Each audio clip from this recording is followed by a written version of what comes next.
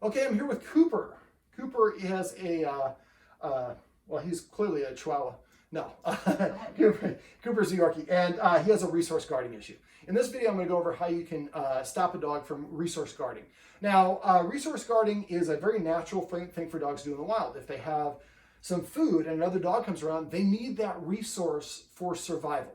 So it would be appropriate for the dog to, or for us to run somebody off. They're trying to covet our livestock or whatever, and we need that livestock for eating, sit. So basically, it's a very natural thing, and it is not indicative of how you've raised your dog or indicative of poor training or anything along those lines. Some dogs just develop it. Where it comes from is the dog is concerned that you are going to take their stuff.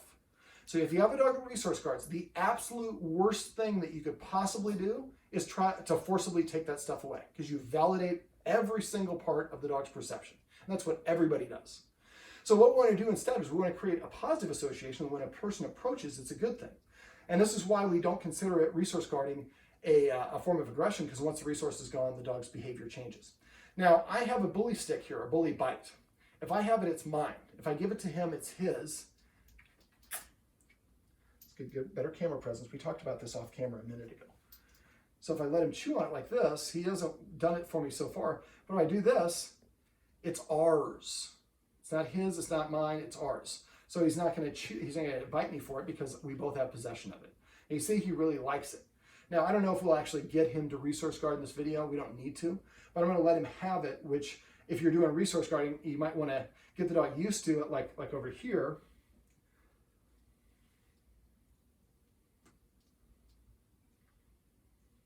So I'm getting him used to being touched and handled while he's chewing on something. And because I also retain possession of it, he's not acting aggressive about it. Now, if you do have a dog that resource guards, it's like I said, a noun, person, place, or thing. And they will bite generally anybody who tries to take it away.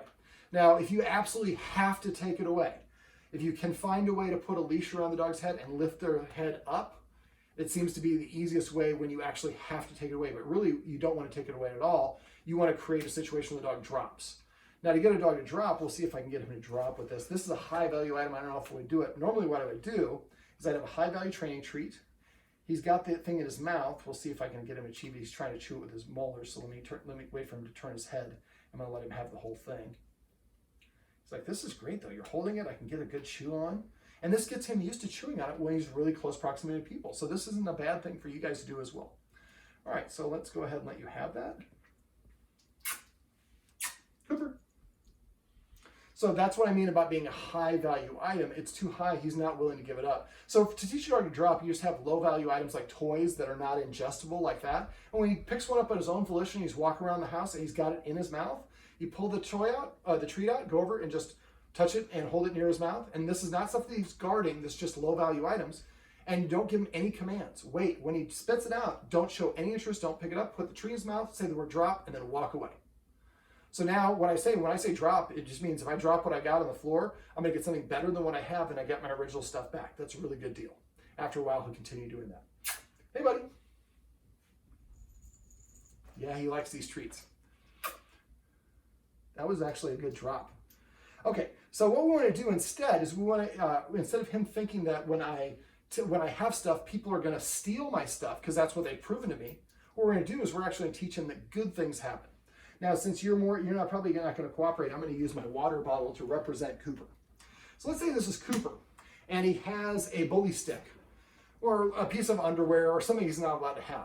What we want to do is we want to, when he has the item, we want to identify what his warning sign is and where that comes to play. So let's say that I'm walking from over here and I get to about, let's say this is 10 feet away from the dog. And when I get to 10 feet, he's like chewing. I get to 10 feet. He stops what he's doing. He lowers his head. He stares. His ears come up. They'll hold their breath or breathe really heavy. His pupils might dilate. But that's his first warning, is usually the stopping and staring. Then it's going to go to the ears coming up and the other stuff will happen. Eventually, he's going to lunge. Most of us don't react until we get the lunge. But the lunge is not ideal. It'd be better if you actually undid that. Once you start the video, your aperture has changed, and yes, I'll be a little bit back. There we go. I appreciate that. So basically what we want to do is we want him to understand that when we're approaching we're not going to take his stuff. We're going to make his situation better. And we want to do it before he lunges. If he lunges, you push too far. If he reacts, you push too far. The whole point is he practices being calm. So what I would do, and I'm going to kind of pantomime a little bit. So let's say that this is, so I'm walking towards him and I get to 10 feet and he freezes.